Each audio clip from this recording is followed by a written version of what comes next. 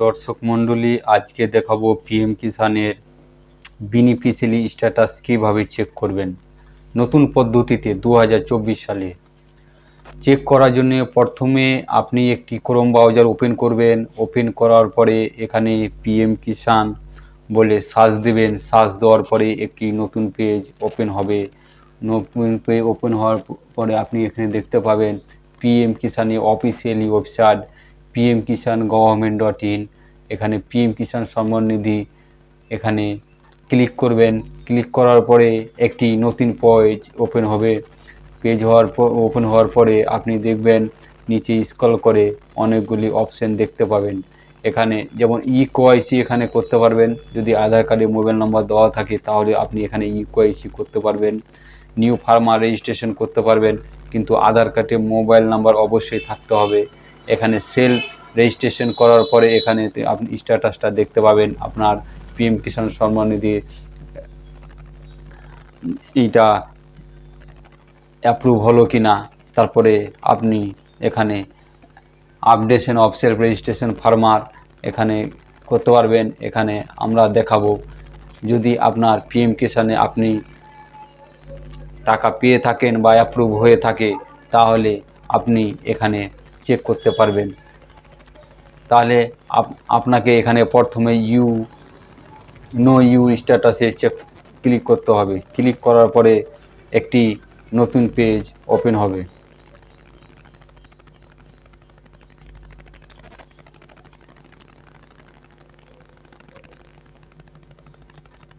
দেখতে পাচ্ছেন একটি নতুন পেজ ওপেন হয়েছে। স্ক্রল করে নিচে দেখবেন ইন্টার ইউ রেজিস্ট্রেশন নাম্বার। আপনাকে চেক করতে গেলে একটি registration number PM Kisan Samman Nidhi আপনি যে রেজিস্ট্রেশন করেছিলেন সেই রেজিস্ট্রেশন নাম্বারটা অবশ্যই এখানে লাগবে। তারপরে আপনি পিএম কিষানের বেনিফিশিয়ারি স্ট্যাটাস চেক করতে পারবেন। যদি আপনার রেজিস্ট্রেশন নাম্বার না জানা থাকে তাহলে আপনি এখানে দেখতে পাবেন নো ইউ রেজিস্ট্রেশন নাম্বার, এখানে ক্লিক করবেন। ক্লিক করার পরে একটি নতুন পেজ ওপেন হবে। আপনি দেখতে পাবেন এখানে মোবাইল নাম্বার দিয়ে রেজিস্ট্রেশন নাম্বারটা বের করতে পারবেন এবং আধার নাম্বার দিয়ে রেজিস্ট্রেশন নাম্বার বের করতে পারবেন। যদি আধার নাম্বার দিয়ে রেজিস্ট্রেশন নাম্বার বের করেন তাহলে মোবাইল নাম্বার অবশ্যই আধার কার্ডে লিঙ্ক থাকতে হবে। আবার মোবাইল নাম্বার দিয়ে দেখতে গেলে ইকেওয়াইসি করার সময় যে মোবাইল নাম্বারটা আপনি দিয়েছিলেন সেই মোবাইল নাম্বার দিয়ে আপনি রেজিস্ট্রেশন নাম্বারটা বের করতে পারবেন। তাহলে আমি আজকে দেখাবো মোবাইল নাম্বার দিয়ে কিভাবে আপনি আপনার রেজিস্ট্রেশন নাম্বারটা বের করবেন।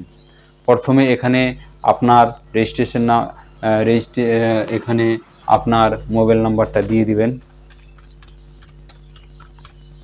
দেওয়ার পরে এখানে ক্যাপচাটা ফিল করবেন।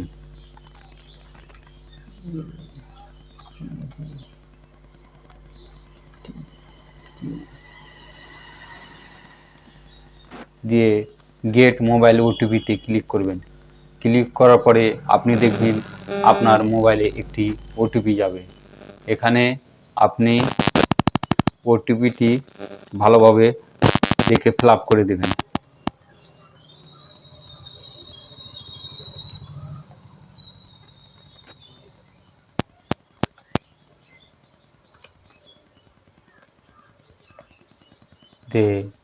গেট ডিটেলে ক্লিক করবেন। ক্লিক করার পরে আপনি দেখতে পাচ্ছেন রেজিস্ট্রেশন নাম্বারটি চলে এসেছে। এখান থেকে রেজিস্ট্রেশন নাম্বারটি নোট করে নেবেন বা আপনি এখানে কপি করে নেবেন। কপি করে নেওয়ার পরে আপনি ব্যাকে চলে যাবেন।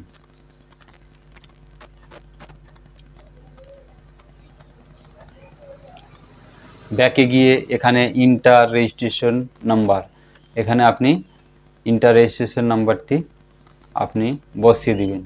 বসিয়ে দেওয়ার পরে এখানে আবার ক্যাপচাটি ফিল করবেন। গেট ওটিপি ক্লিক করার পরে একটি নতুন পেজ ওপেন হবে। ওপেন হওয়ার পরে আপনি এখানে আপনার মোবাইলে একটি ওটিপি যাবে। ওটিপিটি আপনি এখানে ফিল আপ করে দেবেন।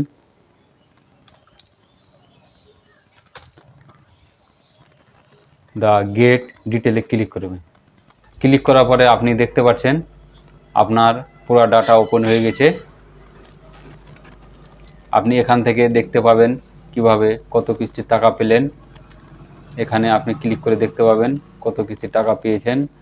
আর আপনার এখানে সব কিছু ঠিক আছে কিনা আপনি দেখতে পারবেন, যেমন ল্যান্ড সেন্ডিং, ইকোআইসি, আধার ব্যাংক অ্যাকাউন্ট সেন্ডিং, এসব আপনি দেখতে পাবেন। যদি ঠিক থাকে তো আপনি দেখবেন 3টাতে রাইট চিহ্ন দেওয়া আছে, এভাবে আপনি চেক করতে পারবেন।